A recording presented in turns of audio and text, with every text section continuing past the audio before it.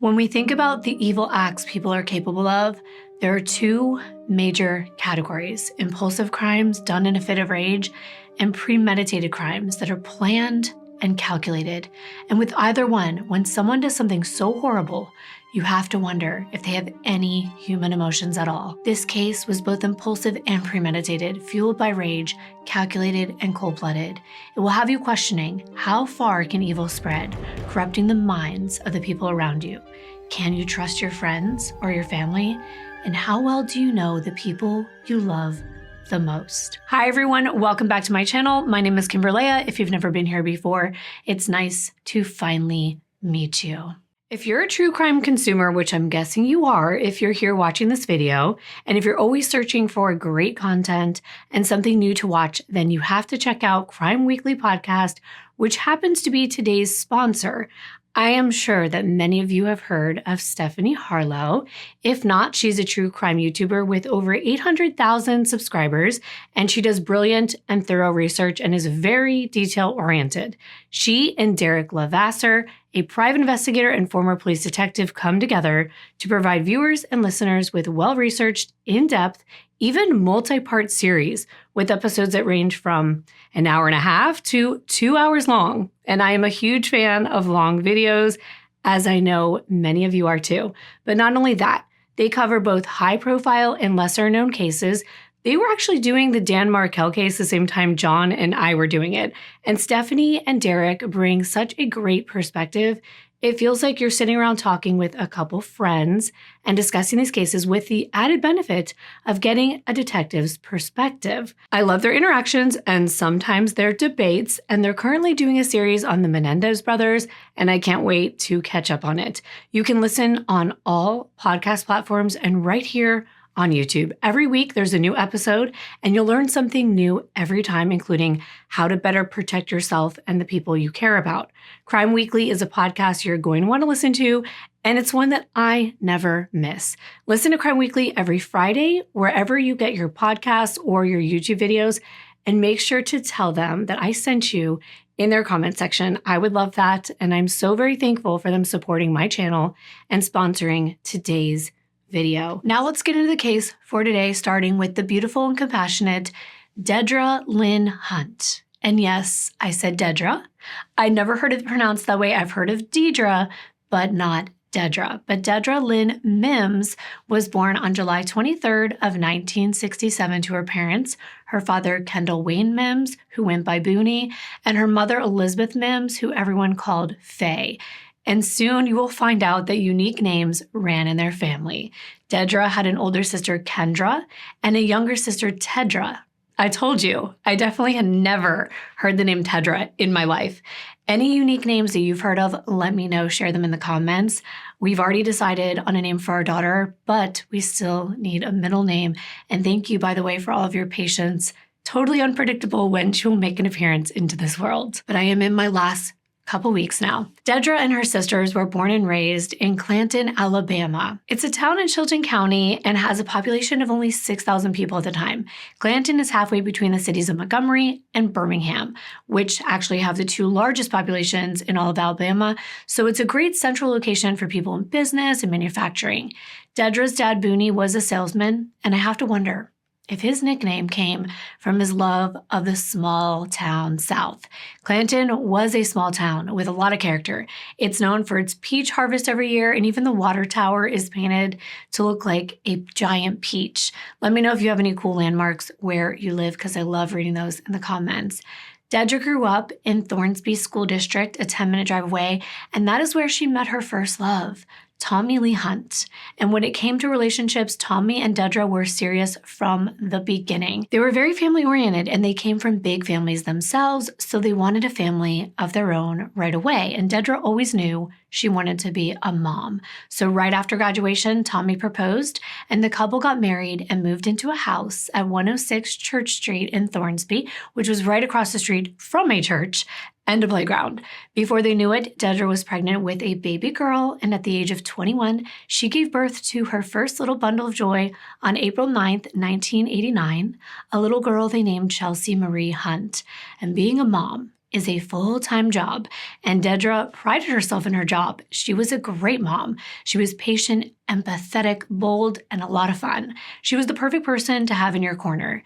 And even though Dedra took a while to open up to people in her life, once she placed her trust in you, you knew what was on her mind. She was very blunt and straightforward. She had a strong moral compass, a quirky 80s fashion sense, and a huge heart. A year and a half after Chelsea was born, Dedra gave birth to another little girl, and it was now her turn to come up with a unique name for daughter number 2, and she chose the name Chalisa. Chalisa Nicole Hunt was born on December 12th of 1990, and she inherited her mama's curly hair and her daddy's big blue eyes, and so did her sister Chelsea. Dedra loved to dress the girls up in matching outfits. They looked like twins. They had those cute little button noses and the huge almond-shaped eyes, except for the color of their hair. Chalisa's was very blonde, and Chelsea's was already getting a little darker by that time, but they still looked a lot alike. However, in terms of their personalities, they couldn't be more different. Chelsea was not much of a girly girl. She was outdoorsy. She liked to play and get her hands dirty and play a little rough, but she always had a big smile on her face, and she was a natural protector, especially of her little sister. She was sporty, and she even played on a little league softball team that was coached by Dedra's sister, Kendra. Dedra and her 2 sisters were always close growing up, and they remained close as they became adults. Little Chelsea was also a natural comedian. One time, her auntie Tara, which is her dad Tommy's sister, gave her a bag of cashews to try for the first time. And Chelsea ate every single one in the bag before she said she hated them. And that sounds exactly like something I would do as a kid. Now, as for little Chalisa, she loved laughing and joking with Chelsea, but she was the girly girl. She was polite, dainty. She loved princesses and dolls and dressing up in bows and dresses. Chalisa always wanted her hair to be perfect as well. They once went to a pet store and a bird was placed on her shoulder, and Chalisa was afraid that the bird would mess up her curls. That's adorable. When asked what she wanted to be when she grew up, Chalisa always responded the same way. She said she wanted to be a mommy. That is so cute. And so were these children. They actually remind me of Mary-Kate and Ashley Olsen with those almond-shaped big blue eyes. And every year, the girls would dress up for Halloween, and they would celebrate the holidays with their family. And in the springtime, Chelsea and Chalisa helped their Aunt Tara plant flowers in the backyard.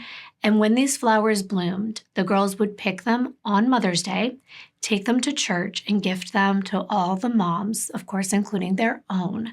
How sweet is that? One time, they planted and picked 40 flowers, and they gathered them up, and they wrapped them up so beautifully to be given away. Chelsea and Chalisa were animal lovers as well. Tommy and Dedra adopted a new puppy, and the girls were so excited. But then they were devastated when their little puppy got out and ran away. And the girls comforted one another, and they took care of one another. But like typical siblings, they also got in their little arguments. Every disagreement was the end of the world for 2 little girls, but by the end of the day, one of them would always apologize, and they would go back to giggling and sharing secrets. In 1994, when Chelsea was 5 and Chalisa was around 3.5 years old at the time, Tommy and Dedra separated. They had grown apart, which can happen when you do marry young. There are just so many changes that happen from high school to adulthood. Dedra and Tommy agreed that Tommy would actually stay in Thornsby and have custody of Chelsea and Chalisa. Dedra was heartbroken, but she definitely tried to hide it from her daughters. She didn't want the relationship to change. However, it was a sacrifice she made for them so they could stay in the same school district they were in. The parents believed that this stability was very important. And Tommy recognized that Dedra was sacrificing her time with her daughters for their happiness, and he had the utmost respect for her.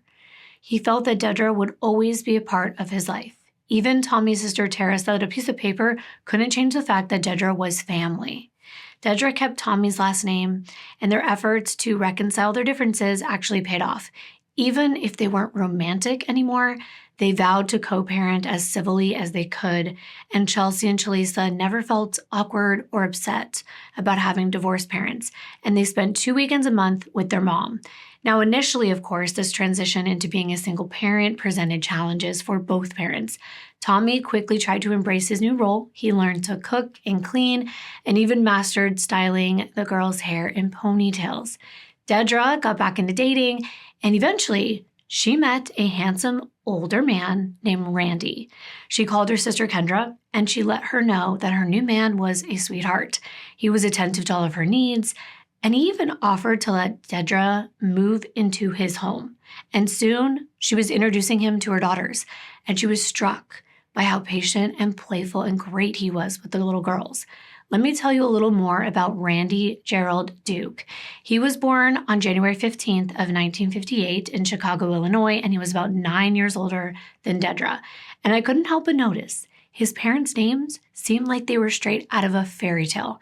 His father was Woodrow Earl Duke, and his mother was Athela Victoria Durham Duke. Athela was from Chilton County, and Randy spent his childhood in Alabama along with his siblings Daniel, Denny, Billy, Ned, and Joyce. He attended Jemison High School, where he had that popular shaggy long hairstyle. And after graduation, he actually became a plumber. In his early 20s, Randy got married to a woman named Tara Eccles, and the couple had a son that they named Mark Anthony Duke in 1980. Unfortunately, Randy and Tara's relationship was short-lived, and Randy was not ready for the commitment of fatherhood at the time. So Tara remained in custody of Mark, who actually used to go by Anthony Eccles when he was younger. By the time Anthony was 10, Tara was struggling to make ends meet. She lived in a rundown rural home. It didn't have a toilet or running water, and she wasn't able to provide for Anthony. So Randy and Anthony actually reconnected when he was 10, and when Anthony was 14, Randy was given custody of his son, and Anthony moved in with him. But by this time, Randy was in his mid-30s. He had a mortgage on a house in Pelham, and he lived at 2327 Chandawood Drive. And this is in the Chandalar subdivision, an upper middle-class neighborhood, and the home was really nice. It was a 2-story, 3-bedroom, 2-bath home with a nice big backyard, a fireplace in the living room, a really great-sized kitchen, and it was the perfect home for a family. Pelham was a blue-collar city in Shelby County. It's about a 30-minute drive from Thornsby and close enough to Birmingham to feel like a suburb. It's also the perfect spot for nature lovers. There's the Alabama Wildlife Center and a diving pool called the Blue Water Park. Randy was working 2 jobs at the time when he moved in. He was a plumber for Mr. Reuter Plumbing Services, and he was also an employee of the Alabama Alcoholic Beverage Control Commission, which I will get into later. But Randy was known by his neighbors to be very generous, but private. He told his neighbor, Angie, that if she needed any help with her plumbing to call him anytime. But then he had another neighbor, and that person couldn't even tell you what Randy's last name was. So that's a testament to how busy Randy was with his jobs, his son, and his relationships. Back then, Randy was engaged to a woman named Donna Cola Francesco, and she was a school teacher who cared deeply about Randy's son. Now, Anthony had changed back to his first name, Mark, not to get confusing, but Donna tried to step in and mother Mark to be there for him since he was without his birth mom. And of course, Randy was busy with work, so Donna took him under her wing. While Randy worked, Donna drove Mark to and from football practice. At his high school, she took him shopping, and she let him hang out with all of his friends. So you can imagine that when Donna and Randy's 4-year relationship ended, it affected Mark deeply. It's like he was losing another mother. It was a very hard situation. But Randy knew that he had to make time to step up for his son, and that's exactly what he did. He was the best single dad he could be. And when Dedra, Chelsea, and Chalisa came into Mark and Randy's life, he saw it as a godsend. Randy could not wait to have a built-in family, plus more stability for his son, Mark. Randy called up his brother Daniel and said that Dedra was the one. Mark loved looking after Chelsea and Chalisa, and they had a really good thing going. Of course, the girls' parental aunt Tara was intrigued when she heard all about how much the girls liked Randy, so she made it a point to meet him in person herself, and Tara quickly discovered that the girls' first impressions of him were accurate. Randy was sweet. He was a caring man who genuinely loved the little girls and Dedra. Tara observed how Randy treated Dedra with respect, and that further strengthened her trust in his character. And by 1997, Dedra had moved in with Randy. Then, just a year afterward, Randy proposed, and Dedra said yes. So their 5-person family was coming together. Randy set a wedding date, and Dedra started the venue search.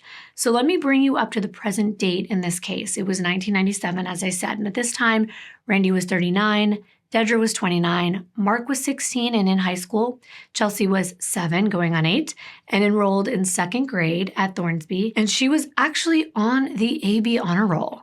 Chalisa had just turned 6 years old and was loving kindergarten. Mark was like a big brother to his future stepsisters.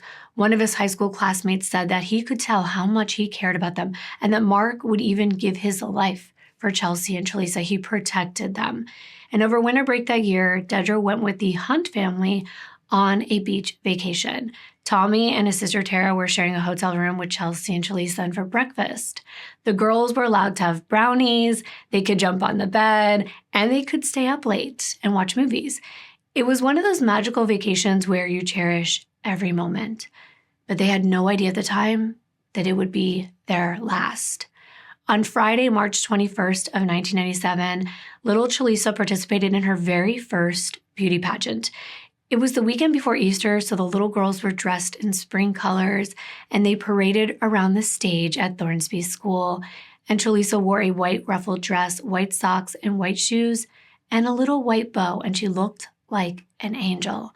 Her hair was half up and half down, curled in tight little ringlets, and she had the biggest grin on her face. Tara, Tommy, and Dedra were there to cheer her on. And Chalisa was actually voted second alternate, which means that she was in the 3rd place spot for her age group. And that's amazing for her very first show. And afterward, she told the family she wanted to do more pageants. That night, they went back to Tommy's, where Dedra helped Chalisa change out of her dress and into some pajamas. And then she packed up the girls' bags for the weekend stay at Randy's with her. While Chelsea waited, they played the game Trouble with Tommy and Tara, and Chelsea won, and she celebrated for the rest of the night. I remember that game. I used to love that game. I love the way the little popper sounded. If you know, you know. Once they were ready to go, the girls hugged and kissed their daddy goodbye, and Dedra promised to drop them back off with him on Sunday night, as per their usual co-parenting routine. Everything seemed so ordinary. It would be just another fun weekend together at Randy's in Pelham. Except it wasn't. Around 8:40 p.m. on Sunday, March 23rd, 1997, the night Dedra was set to return the girls to Tommy's house, a call came in to the Pelham County 911 dispatch center. It was a male's voice on the other end, reporting that his family had been killed. He was yelling, "They killed my family." The dispatcher quickly sent a team of first responders to Chandelwood Drive, and when they arrived, they found a distraught teenager standing outside in the dark. It was Mark Duke. He was the one that called in. When first responders realized that it was Mark's family that could be heard inside, they knew Mark could be in danger. A killer had made their way into this home. So what if they were in there waiting for Mark to return? Mark went with an officer to a juvenile center where he was entered into protective custody until this investigation could be conducted, and they knew that Mark would be out of harm's way. Not to mention, they needed to know what Mark had seen. And of course, this was a very heartbreaking and traumatic experience for everyone or anyone, so they wanted to make sure they got Mark the help that he would need. Now, back to the scene. The police that arrived were aware right away that this was a homicide. It was a very bloody crime scene, and they immediately cordoned off the perimeter with crime scene tape, and they radioed for further assistance. So Detective Sergeant Mark Hall, Chief District Attorney Randy Hillman, and Captain of the Police Department Tommy Thomas, yes, that was his name, were sent out. And I know it can get a little confusing when there's multiple Randys and Tommys. It was the 90s. Those were very common names at the time, but I will be using their last names, so don't worry. When these 3 men arrived, they were told by police officers it was bad, that it was really brutal inside. But let's start with the outside of Randy Duke's home. There were 4 vehicles parked outside. 2 sporty pickup trucks, a car that belonged to Dedra, and Randy's plumbing truck. The house itself was actually 3 levels because in addition to the ground floor and the upstairs, it also had a basement. Detective Hall was the first inside. He walked in and could tell right away the house was in disarray. There were miscellaneous items all over the floor of the living room. We see this a lot in violent crimes when, of course, there is a struggle. But there are circumstances when a perpetrator will stage the scene to make it look like a robbery, and they'll throw things everywhere because they want it to look like they were searching for valuables. So it's never a good idea to jump to conclusions because anything is possible. On the living room floor was an adult male. He was face down, leaning over the brick of the fireplace, and there was a pool of blood around him. It was obvious he sustained multiple wounds. It appeared that he'd been shot and stabbed, mostly in the head and back. And next to him was just the blade of a knife. The handle was missing. The blade was serrated, and it looked like the type of steak knife that would be found in a kitchen. And it was used with such force that the handle broke off. Wow. Captain Thomas thought that it was such a violent scene that whoever did this must have hated this man. It was clear this was overkill and most likely personal in nature because they say that like 99 times out of 100, knife murders require a level of rage and familiarity that you don't associate with strangers. But I have to wonder about that statistic because I recently covered a case of Karen Slattery and she was targeted by a stranger with a knife. So you never know. But since knife deaths are so up close, it's one of the first theories. Now I want to point out that when I was listening to these men explain what they saw in that house that night, none of them were able to hold back tears, especially Hall and Hillman, who led this investigation. Hillman will never forget what he saw when he looked behind the man. There was a coffee table, which was set up so that Randy and his family could watch TV from the couch. It's also a place where Chelsea and Chalisa would frequently do little art projects. And on the coffee table were 2 half-finished crayon drawings. And those drawings were covered in droplets of blood. Hillman couldn't help but tear up. He'd never seen anything like this before. It was an emotional scene. The juxtaposition between imagining a happy child coloring and then those dark red blood stains scattered on top of the page. He didn't want to think about what happened and what they might find further into this home, because right there on the sofa was more blood. And worse, there were human teeth. There were whole teeth and broken teeth scattered on the couch. And there was a trail of blood leading from this area into the hallway where this staircase was. And that blood didn't look like it came from the deceased man. So that meant someone else was hurt. And they wondered, could it be the killer or more victims? Hall and Hillman were horrified, knowing that they still had to go through the rest of this house, and they were terrified of what they may find. As the investigators made their way upstairs, they found 3 bedrooms. 2 of the bedrooms faced the front of the house, and the blood trail led down the hall and into the primary bedroom at the back of the house. This bedroom was also in disarray. The dresser drawers were open, there was clothes scattered all over the floor, and the door to the attached primary bathroom was shut. The door itself was a 6-panel door with thick wood, but there was a hole punched through it on one of the upper panels, and beneath the door, leaking into the bedroom, was even more blood. Actually, this would turn out to be the most bloody crime scene they had ever been to. We're gonna get to that in a moment. Hillman tried to open this door to the bathroom, but it was either like stuck or locked, but there was a hole that was punched or kicked near the doorknob. So they figured the person who made that hole was attempting to reach their arm inside and unlock this door. Hillman peeked through the hole, and the scene inside was as brutal as it was downstairs. It was worse, actually. They couldn't open the door because against the door, he could make out the body of a deceased woman. It looked like she must have been trying to barricade the door shut. And once they were able to pry this door open, it revealed an unfathomable reality. On the far end of this bathroom, in the shower, was a little girl with blonde curls. It was clear she was no longer alive, and they could tell that she had a slash on her throat. which is just unbelievable to even imagine. This was the hardest job that Officer Hall and Hillman had to do. They had to move forward. They had to check every one of the rooms of this house. So they backtracked and they checked a bedroom that looked like it belonged to a teenage boy. It was also completely ransacked, and they noticed that carved into the sheetrock walls were symbols that looked like gang signs. There were pentagrams and even acronyms like the word Folks, Folks. Officers didn't know what this meant. Was this some kind of satanic sacrifice? Was it gang violence coming out of Birmingham? They weren't sure, but they had one more room to check. In the last bedroom was the final act. Lying on the floor over an air conditioning vent was a young girl with longer hair and darker curls lying face down. There was blood all over this room, on the walls, on the floors, and underneath the body. From the way that she was lying, Captain Thomas said it looked like she had been dragged out from underneath the bed and killed in the process. She had multiple lacerations on her body, and next to the girl was a blood-soaked bandana, which was collected as evidence. Like the other little girl, they could tell she had a wound to her throat, and the detectives could not hold back their tears. On her tiny hands were defensive wounds. She put up a fight in her last painful and terrifying moments.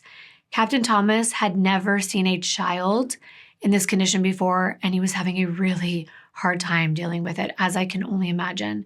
Detective Hall couldn't understand the type of monster that could do this to two innocent little precious children, but he knew that he had to keep his composure because it was up to him to find out. Less than 30 minutes into this investigation, a vehicle pulls into the driveway, and a guy comes running up to the front door of the house. Now, at this point in the investigation, the investigators were not sure who the people that were found dead inside this house were. They knew that Mark Duke had made the 911 call and that he identified his father, Randy, as the person deceased inside. So they figured that that was the adult male they found downstairs. But they didn't know much about who we know as Dedra, Chelsea, and Chalisa.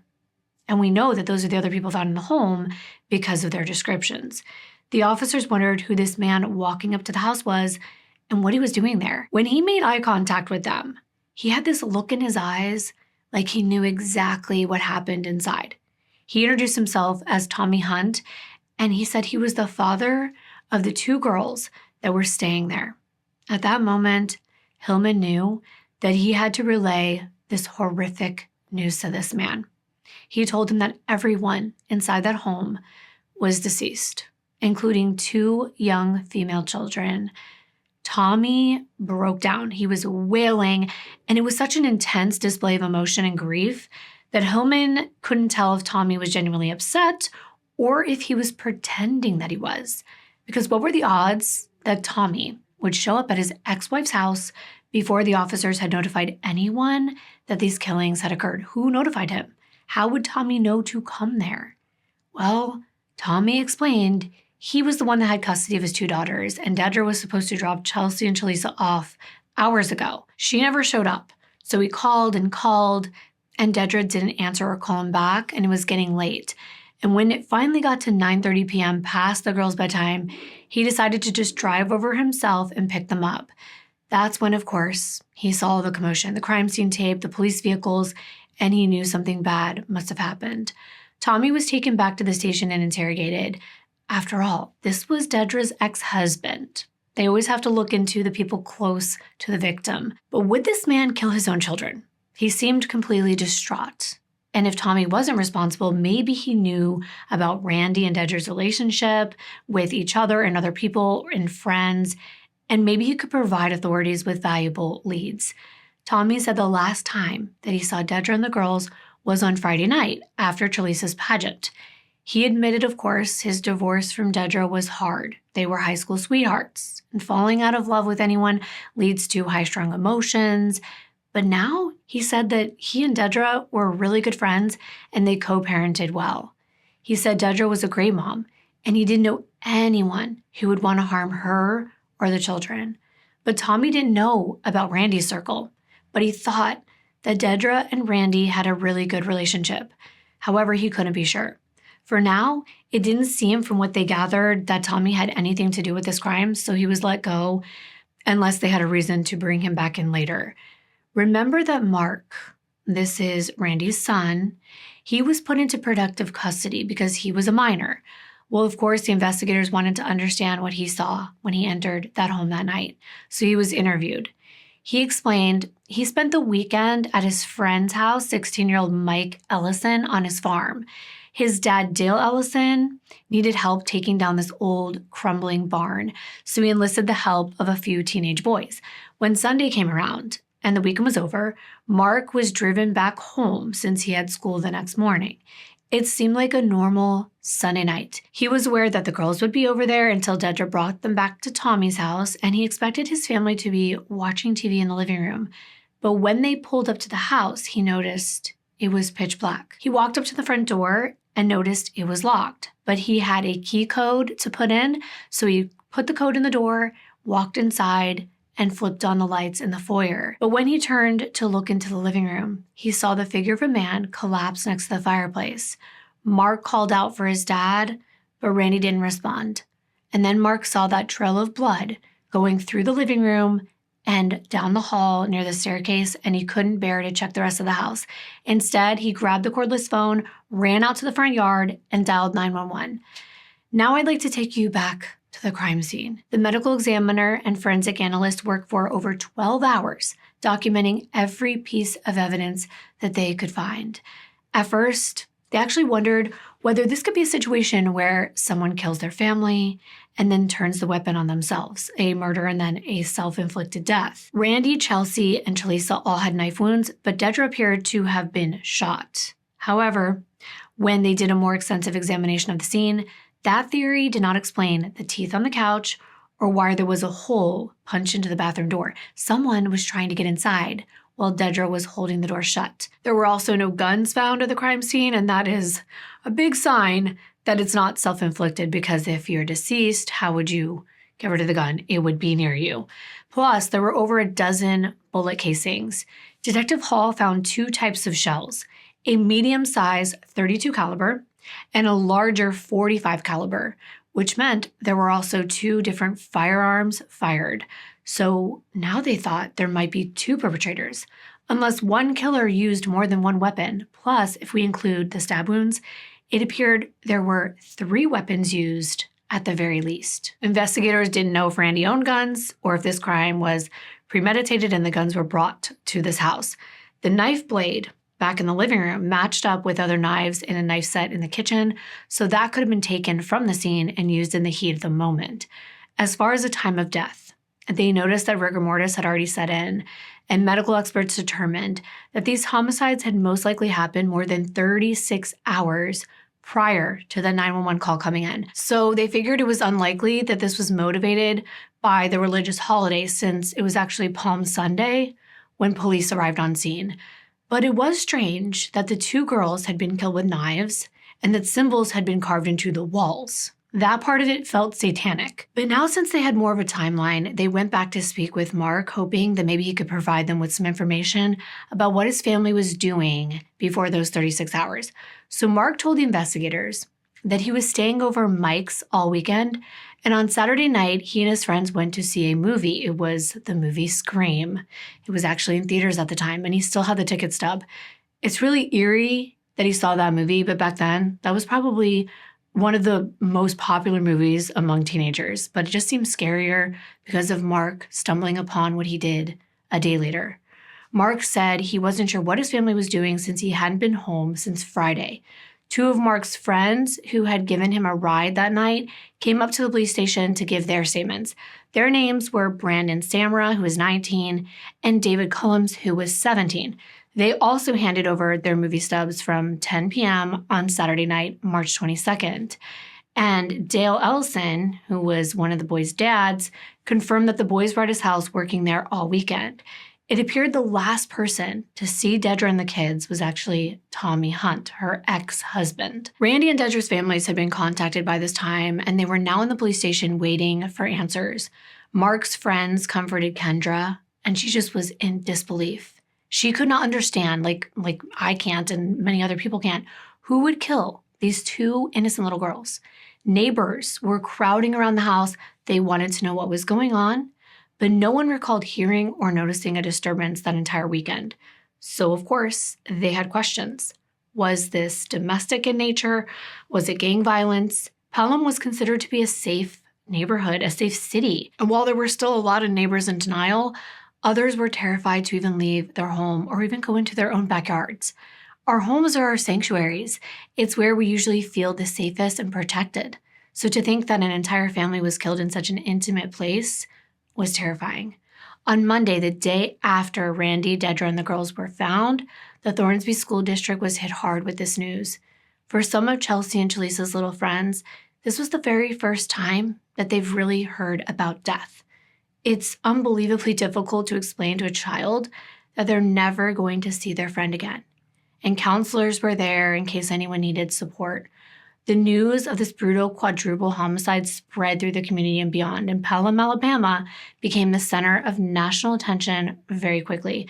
There were media trucks and reporters flocking to the town, and this increased the pressure on police to solve this crime. Before I get into more of the investigation and the tips that came in, I want to cover what Dr. Joseph Embry found during the autopsies because it's important to me for you to understand how cruel this crime was. 39-year-old Randy Duke had been shot 3 times, once in the right cheek and once in the head with a .32 caliber bullet, and once in the back left shoulder with a .45 caliber bullet. His gunshot wounds were fatal, but not immediately. Randy also had bruising and scrapes on his body and had been stabbed with a knife that was serrated between 7 to 9 times in the head and back. This contributed to the cause of his death. 29-year-old Dedra had been shot multiple times with a .32 caliber bullet, once in the side of her face, which hit her jaw and caused her to lose several teeth, and once in the arm, which traveled through her arm and into her chest, and another to her head. Her cause of death was the shot to the head.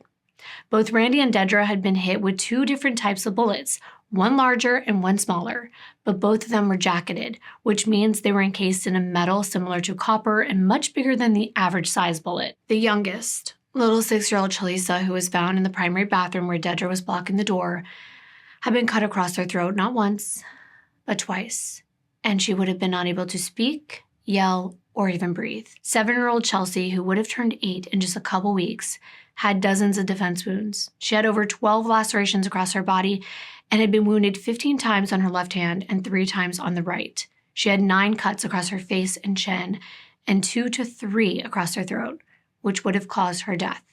This little girl fought for her life. Not only were the victims in physical pain, but you have to imagine they were shocked and terrified, since we can speculate they witnessed people they love being killed before they had been attacked. For years afterwards, these officers could not get this scene out of their minds. Remember how I mentioned it was the bloodiest crime scene these officers had ever been to? Well, Sergeant Mark Hall explained. He said everyone in that family had been so severely injured that they had lost nearly all of the blood in their bodies. Adults have over a gallon of blood. I don't even want to think about what that house must have looked like inside. Of course, all of this family's loved ones were in shock. They were all trying to understand how something so awful could have happened and why. Randy's brother Daniel had a theory. Maybe it was because of Randy's job, and I'm not talking about his plumbing job. Remember me briefly explaining that Randy also worked for the Alabama Alcoholic Beverage Control Commission? Well, Randy's brother wondered if it could have had anything to do with this. The police ran background checks on Dedra and Randy, and Dedra had 0 connections with criminals. But Randy, he knew a lot of them. Randy specialized in the Narcotics Bureau. He was an undercover agent, which meant he was working for the government, cracking down on drugs and drug dealers. Remembering back to the 1990s, the U.S. opioid epidemic was just starting. Drugs like oxycodone, morphine, and Vicodin were being overprescribed. And even crack and cocaine were a huge issue. Randy's job was to drive out to Birmingham and go out on the streets and introduce himself as Freddie Rollins. He was supposed to be just an average guy who wanted to buy drugs. He would ask around for good contacts, and then he would rat these people out to the police. So many people in the drug scene, they were gang members, and gang violence was increasing in Birmingham.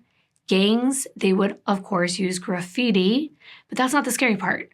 Certain gangs, have rituals so that you can gain acceptance, performing violent acts, and sometimes even going so far as murdering other people. Once Randy had enough information to send one of these guys to prison, he was required to testify in court against them. And of course, in courts, Randy had to give his full legal name. And each time, these perpetrators would get mad. They would be furious that Freddie Rollins was a fake person and that Randy had been the one to set them up all along. Randy had enemies. And what if one of these guys got out of jail and remembered Randy? That was the person that ruined their life. So who knows what violence would come knocking at Randy's door. So investigators started studying gang symbols. And then they looked at all of Randy's undercover cases.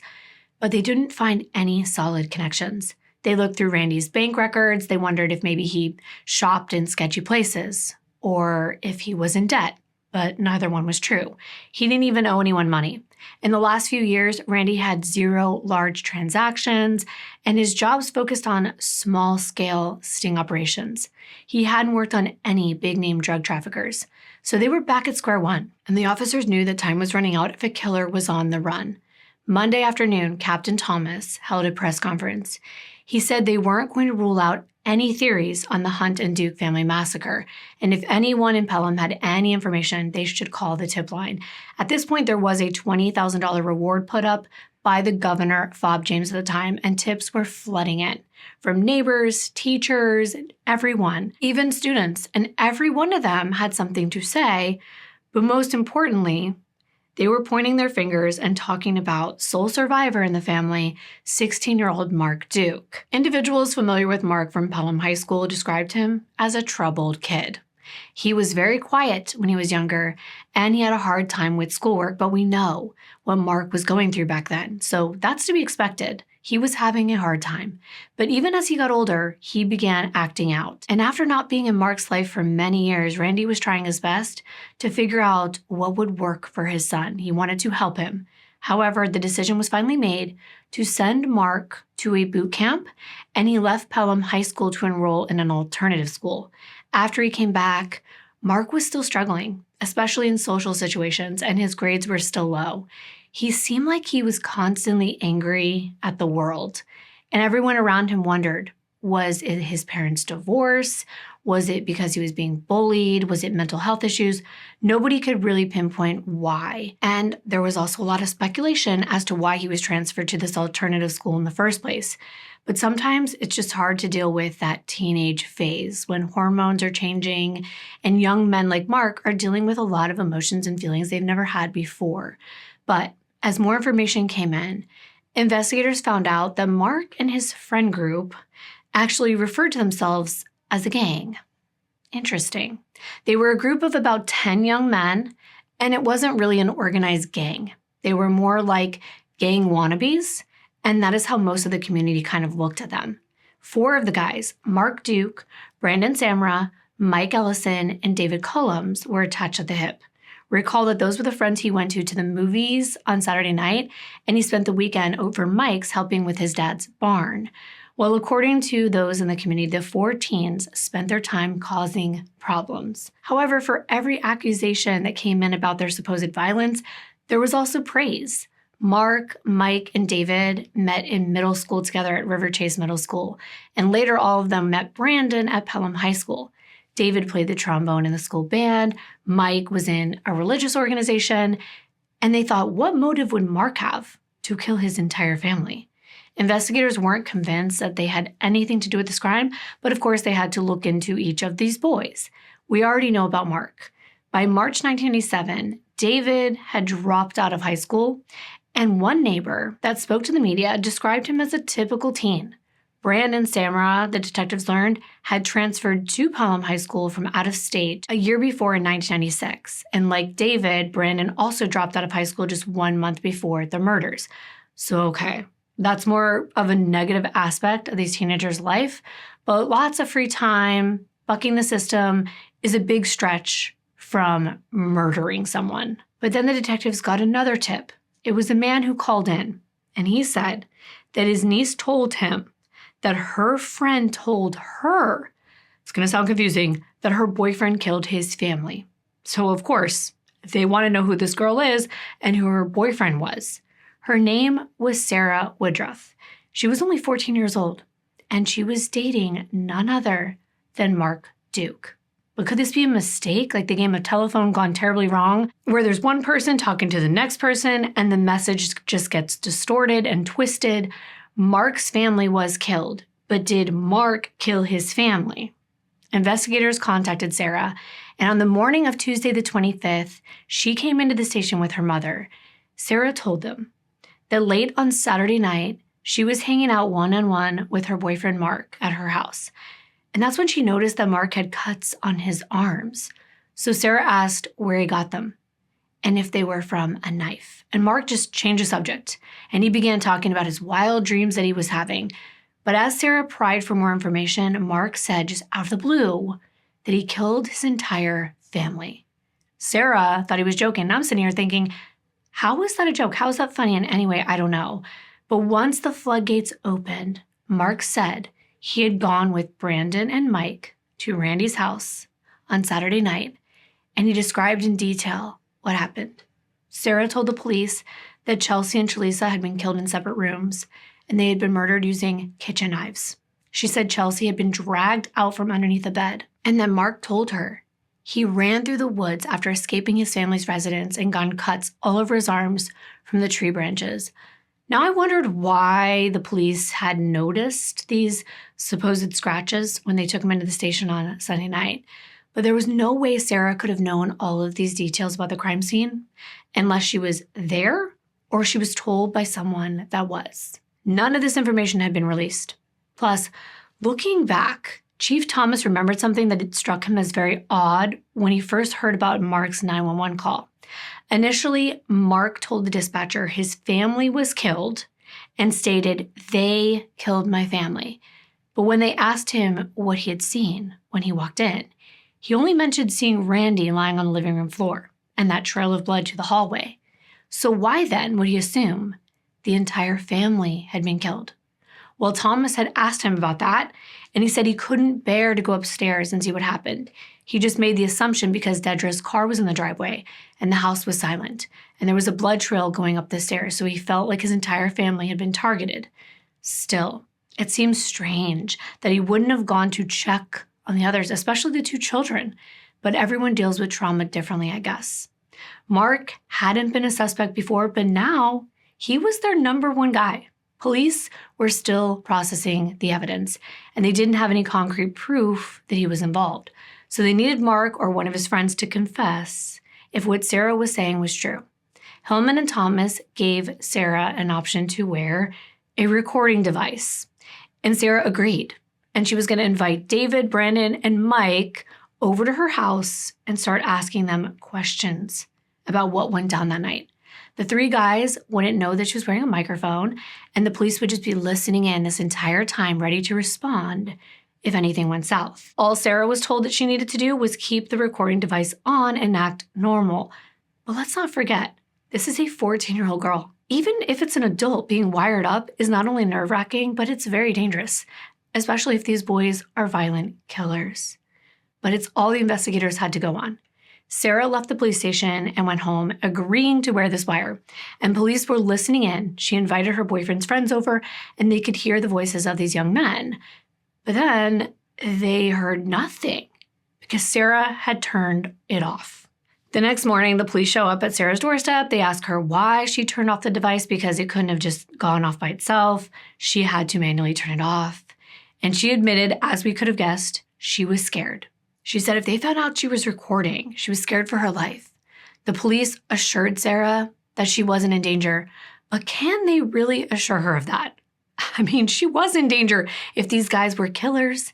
I don't know about you, but what if the recording device lost the batteries and it started beeping or something? I don't trust technology. Plus, this was a teenage girl, as I've already mentioned, and there was a lot of pressure resting on her shoulders. Despite her fears, Sarah agreed once again to meet up with the boys, and this time she made sure to keep the mic on and recorded every word. Investigators could hear Mike and Brandon admit that they were involved in this crime, but they weren't providing any details. But now the police had probable cause to interview them separately and hopefully pit them against one another to get a full confession. Investigators still had their doubts because maybe these teens were just trying to appear cool. Remember, they're kind of wannabe gang members, but we'll find out soon enough.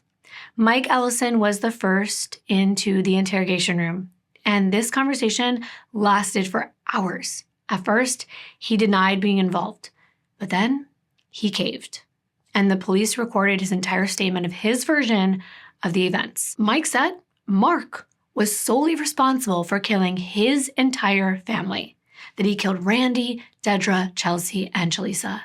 Mike told investigators that he, David, and Brandon, they were just in charge of driving Mark to Randy's house, but that Brandon did go inside with Mark while he and David stayed in the car.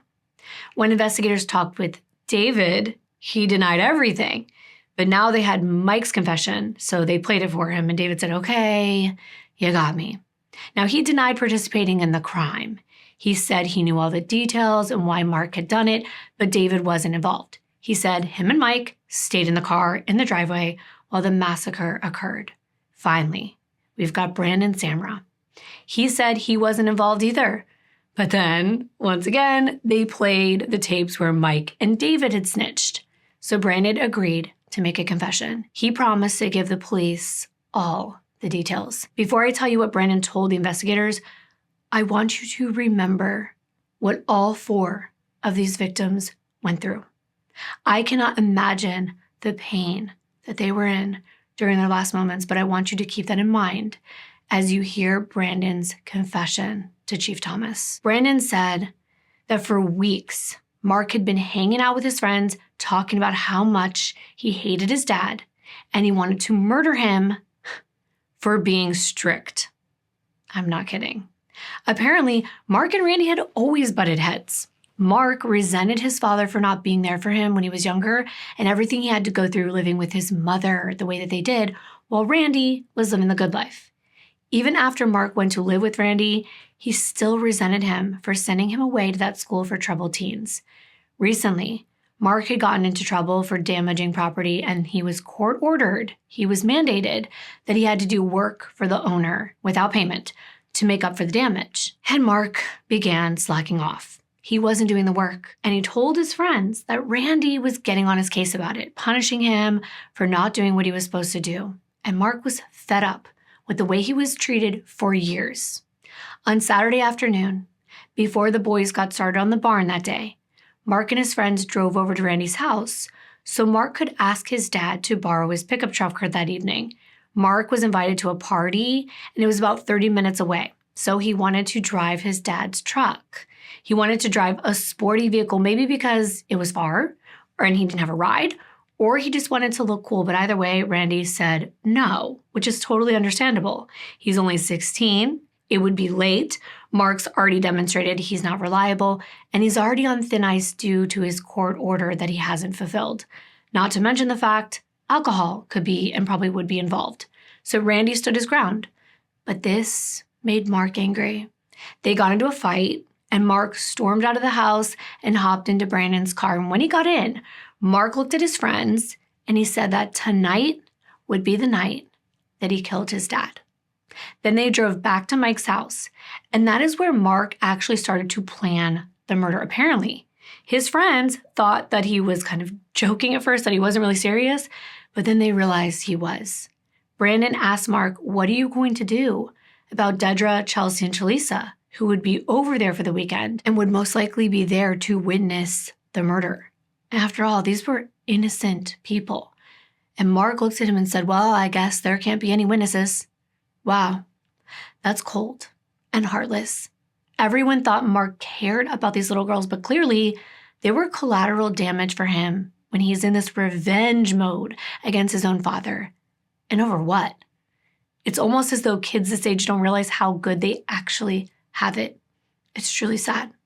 I can't tell you why, but Brandon said that Mike agreed to provide Mark with 2 pistols. And then the men carefully wiped down the handguns of a .35 caliber and a .32 caliber and all the bullets to make sure there was no DNA or fingerprints on the guns or the bullets. And they used a black bandana to do that. a bandana that Mark had been wearing. The plan involved Mark and Brandon going inside to carry out the murders. I don't know why Brandon would agree. They all piled into Mike's car, and he drove over to Randy's, and he gave his guns to Brandon and Mark. Brandon said that before he and Mark entered the house, they discussed their game plan. Brandon would shoot Dedra, and Mark would target his father and sisters. And I can't even wrap my brain around any of this at all. Once inside, they saw Randy and Dedra watching TV while Chelsea and Chalisa were coloring with crayons at the coffee table. Mark walked up to Randy, pointed the gun at his face, and Randy pleaded for his life. At this point, Randy probably didn't think Dedra was in danger. He thought Mark just wanted to scare him or hurt him. And Randy told Mark he did not have to do this. They could resolve their differences in a peaceful way. He asked Mark what he had done wrong, but Mark just said he was tired of Randy being his boss. And then, unbelievably, Mark shot his father in the cheek. In an attempt to fight back, Randy picked up what was closest to him, which happened to be an artificial cat, which was sitting right next to him. And I don't know if you remember these or seen these. They're interactive companion cats. They purr like real cats. They kind of look like real cats. They're really popular in the late 80s.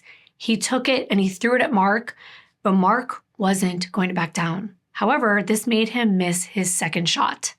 Brandon didn't mention shooting Randy, but Randy was shot with 2 different caliber bullets. The other one was in the back shoulders, so Brandon must have also shot Randy during this time. Mark yelled to Randy that he would see him in hell. Then he walked forward and fired his third and final shot at point-blank range, hitting Randy right in the head between the eyes. At the same exact time that all this is going on, Dedra is witnessing it and panicking. She knew that she needed to get her daughters out of harm's way quickly, so she stood up and she fled. But Brandon shot at her, aiming for the side of her head. Dedra fell backward and the bullet hit her mouth, causing her to lose those teeth that fell on the couch. There was blood everywhere, and those poor little girls had just witnessed their mother and Randy get shot by someone they considered a brother. The shot to Dedra was not fatal. She was able to grab Chalisa and she ran. Brandon did not tell Chief Thomas when and how Chelsea escaped, but at some point she made it out of the living room and ran upstairs. As Dedra ran, Brandon was shooting at her, and one of the bullets went into her arm and then through it and hit her chest. But Dedra kept going. She had that strength and that determination of a mother protecting her child. That's when she ran into the bedroom, then into the bathroom, locking herself inside and pressing herself against the door, hoping that these killers would not get to them. And oh, how I wish that they had cell phones like they do now back then, and that Dedra had one of them and she could let someone know she was in danger and get help, but she had no way of doing that. And while Mark went into the kitchen to grab a knife, I guess to make sure Randy was dead, Brandon tried to break down that door of the bathroom that Dedra was hiding in, but he wasn't strong enough. Mark then went to stab Randy, and he did this so hard that that handle on the knife broke. And when he was finally finished and he went upstairs to find Brandon, he asked, "Where's Dedra?" And Brandon pointed to the locked bathroom door. Brandon said the door was too heavy to break down. Mark tried, and he was finally able to bust out one of those panels in the door and create a hole. Mark reached in and unlocked the door and turned the doorknob. And when he opened the door, he found Dedra and Chalisa on the floor. Brandon said that Mark put Chalisa in the shower and he closed the curtain so she wouldn't have to see what he was going to do next. Dedra kept her face down and pleaded with these boys to let her and her daughter go. But Mark callously aimed at her forehead and told Dedra she was just as bad as Randy. She was always telling him what to do all the time. He wasn't going to let her go. Instead, he shot her in the head and ended her life. At this time, Brandon and Mark realized they'd fired all the bullets that they had, but Mark insisted he could not leave Chelsea and Chalisa as witnesses, so they took 2 butcher knives from the kitchen, and Mark dragged Chalisa out of the shower where she was just trying to hide. He told her that this would only hurt for a minute, and he used that knife on her neck. Next, the 2 boys went through the rooms looking for Chelsea, and they finally found her hiding under her bed. She fought hard, and Mike tried to drag her out from underneath, Both Mark and Chelsea got injuries to their hands and their body during the struggle before Mark got control of the situation and instructed Brandon to finish the job. Mark held Chelsea down by both arms as Brandon used his knife, and we know what he did. We also know that there was a black bandana near Chelsea's body and that Mark was wearing that bandana that night. Even though Brandon had already explained this, Thomas stopped him to specifically ask why they used knives on the children. And Brandon reiterated, they ran out of bullets and they had to use knives because, again, Mark said no witnesses could be left behind. Brandon, for whatever reason, was just blindly following orders from his friend. This crime is so evil and so senseless, it doesn't even seem possible. And while Brandon is relaying this to Captain Thomas, he has no emotion. There's no remorse. There's no feelings at all. He's just empty. But that's not all. After this, Brandon said they went back downstairs and Mark reached into his deceased father's pocket and stole his wallet. Then they ran to a nearby lake and they washed their hands and their clothing and they threw the knives into a storm drain and hid the guns. Then, in order to create an alibi, Brandon and Mark decided to go with Mike and David to the Hoover movie theater about 15 minutes away. They got tickets for the horror movie Scream. They only watched the movie for like a half hour, but they kept those stubs showing that it started at 10 p.m. on Saturday. Afterward, they drove to Vestavia Hills to play pool at the bowling alley, and then they stopped by Taco Bell for a late night bite to eat. It's like nothing even happened. It's beyond me how they could do something like this and just go on with their lives. Brandon told the investigators that the next day on Sunday morning, Mark went back to the crime scene and he had this brilliant idea to make it look like a gang member tried to take revenge on Randy. Mark thought if he carved these gang signs into his bedroom, it would look like they targeted him in this rival gang to Mark's gang. Yeah, he called his friend group a gang. Brandon said that the acronym FOLKS, remember that? It actually stood for their gang name, Forever Our Lord King Satan, or followers of our Lord King Satan, depending on the day. They thought it made them look cool. I'd say that they're not cool. They're cold, yes, but cool, no. Mark wiped his fingerprints from everywhere he thought they could have been, the bathroom door, anywhere he could have touched. And then he ransacked the house to make it look like a robbery. He opened up drawers, he scattered items on the floor, clothes, and whatnot. Between carrying out this heinous crime, Mark hung out with his buddies all weekend and did everything he could to create an alibi. He hoped that someone would just randomly find his dad and Dedra and the kids. But Mark was expected to be home on Sunday, and he knew that Dedra would be expected to bring the girls back to Tommy's. So when no one found them by Sunday evening, Mark had no choice but to go back home. And he was the one that had to stumble upon the scene. And of course, he slipped up because he mentioned a plural they killed his family. He said in his interview that he only saw Randy deceased. But he already knew Dedra and the girls were dead because he killed them. Brandon described the storm drain where the officers could find the two knives. And Captain Thomas sent officers to go look, and they were quickly recovered. And these knives hadn't even been washed. They both had dry blood and hair on the blades. After Brandon's confession, Captain Thomas and Chief District Attorney Hillman raced over to the juvenile detention center, hoping to get Mark Duke's side of the story. They told Mark that Brandon had told them the truth about what they'd done. But Mark refused to admit anything. He said, "You think I would kill my family?" And Hillman said, "Yes, actually I do." He also told him as soon as those DNA results came back, there would be evidence to prove that Mark was at that crime scene. But still, Mark refused to confess. Instead, he chose to remain silent and call his lawyer, which is his right. Of course, this frustrated Hillman because without Mark's confession, they didn't know if Brandon was making everything up, maybe even implicating Mark when he wasn't involved at all. Or what if Brandon had committed all the murders and Mark had just been an accomplice? But Mark was the one that had a real motive. So Brandon and Mark were both charged with capital murder on Wednesday, March 26th, and they were held without bond. The other two teens, Mike and David, were charged on 4 counts each of aiding and abetting a premeditated murder, and they were held on $1 million bond each. Now that the main members of this so-called gang folks were off the street, the neighborhood was relieved. Randy's neighbor Joe said that Pelham was still a safe place, and he was glad that the violence hadn't come from Birmingham. But Joe could not wrap his brain around a 16-year-old planning and actually carrying out this crime. Many people couldn't believe it. After the confessions, the investigators found out a little more about the teens. And by all accounts, David Lane Collins was known to be an average student who grew troubled when his mom passed away in January that same year. It was difficult for David's dad also, and he ended up passing away 5 years after this. People who knew him said that David's reaction to his mother's death was like a typical 17-year-old. He thought he knew everything about life and how to live it on his own terms, so he dropped out of school, and that's when he started to get into trouble.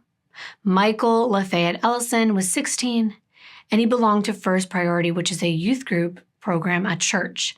His neighbors actually referred to him as a nice and polite teenager.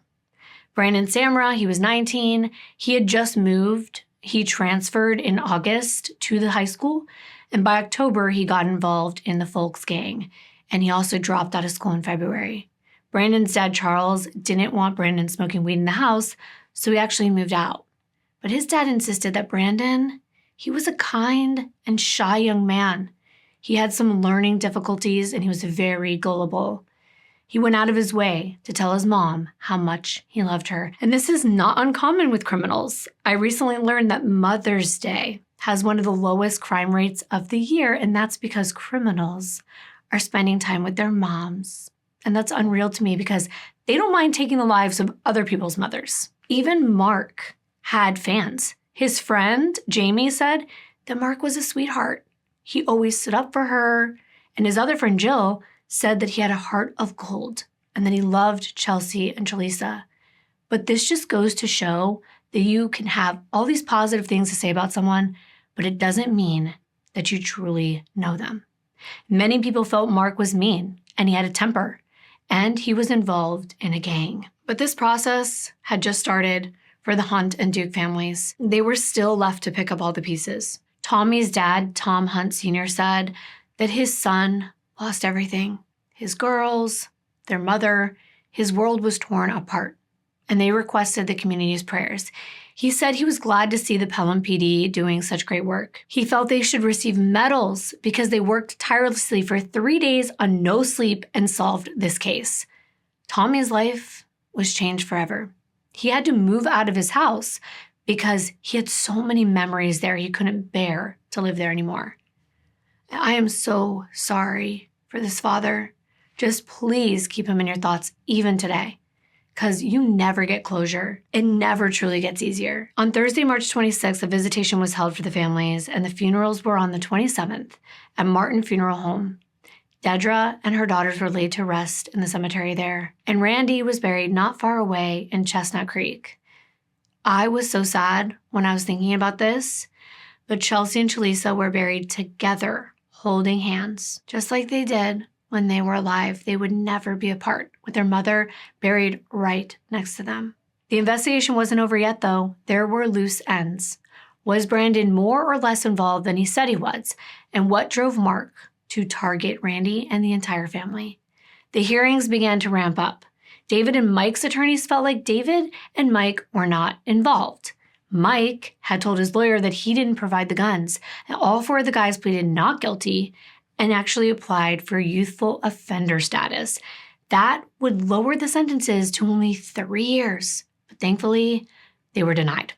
State prosecutor Randy Owens was seeking the death penalty for both Brandon and Mark. Both men were put into high-security solitary isolation for their own safety, since they received death threats from other prisoners for killing those little girls. Owens felt the death penalty was a kindness, so they didn't have to spend the rest of their life in solitary.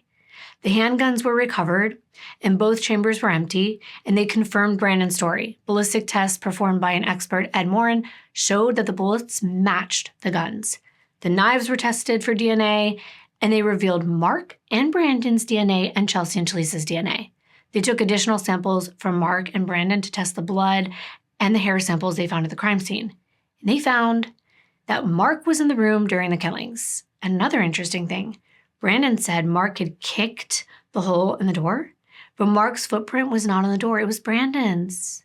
So maybe not all of Brandon's story was true. However, Mark's DNA was in the hole in the door. Brandon's trial was first in March of 1998. The Hunt family showed up to the trial wearing pink ribbons in Chelsea and Shalisa's memory, and they watched as the prosecutor made opening statements. DA Randy Hillman said that Brandon was a cold-blooded killer, and the jury would get to hear audio-taped confessions, see pictures, and even watch video recordings of the crime scene. His defense, on the other hand, said that they weren't disputing Brandon was responsible, but they were arguing he was not in his right mind at the time of the killings and he didn't deserve the death penalty. A psychologist actually testified that Brandon had anxiety and depression and what was referred to as a disorganized attachment style. But not only that, he had an IQ of only 73, which for anyone that's familiar with IQ tests, it means his reasoning ability was significantly below average. A gang expert even testified that if Brandon was part of a group that considered themselves a gang, he could easily be influenced by the other members through peer pressure. Brandon's parents also testified, and his father, Charles, apologized to the Hunt and Duke families. He said this crime was appalling and horrific. The girl's dad, Tommy, testified about the emotional and physical toll of his loss. He even said that he still loved Dedra. Their divorce did not change all the good times they had together, and now he would miss out on millions of moments with his daughters. Things like making them breakfast, tucking them into bed, doing their hair. Hillman said Brandon wasn't mentally unstable. He was apathetic. He lacked a conscience and the reasoning capabilities to even care about his victims. And in a vote of 12-0, so the entire jury recommended the death penalty. And of course, he was found guilty. Judge J. Michael Joyner sentenced Brandon to death. Now, he did apologize at the sentencing. He said he wished that he could bring the victims back and that he had found God while waiting for his trial. So hopefully he would end up in heaven. As for Mark's trial, the prosecution gave plea bargains to Mike and David so they would actually be able to testify against Mark. And in exchange, they would both plead guilty to intentional murder and hindering the prosecution and receive 16 years each. Mike and David did not end up testifying, but they still pleaded guilty and they walked away with these lighter sentences. In March of 1999, Hillman finally presented a case against Mark Duke, saying that not only would Brandon testify, but Mark's DNA was all over the crime scene. Mark's defense attorneys, John Lentine and Bill DeGrasso, said this was a rage killing fueled by trauma and that Brandon was a liar. So they were trying to say, it's not premeditated. But Brandon became the star witness and he testified to all of their actions. And we already know the details of his confession. The audience actually cried. But Mark, he didn't react at all. Hillman was actually shocked at Brandon's participation in this trial. It was the first time he had known someone on death row to testify, because this meant that Brandon would for sure lose his appeals process. He was literally sacrificing his life for the truth, and maybe it was because he found God. But the defense tried to convince the jury that Brandon was just trying to take a plea deal to get off of death row. You could see Brandon get frustrated when the defense said that. And he finally said, "No, sir, that's not true." And you could hear a pin drop. It was so quiet. Brandon said that he had made a deal, that he would be put on death row in another state so that he could be taken out of solitary isolation, because he said someone had to tell the truth, and he was the only one brave enough to come forward and say it. Mike and David didn't show up, but the prosecution did share their audio recordings. This was them in jail joking around, and you know that nothing you say in jail stays in jail. They were discussing the toilets, how long they would have to be in prison.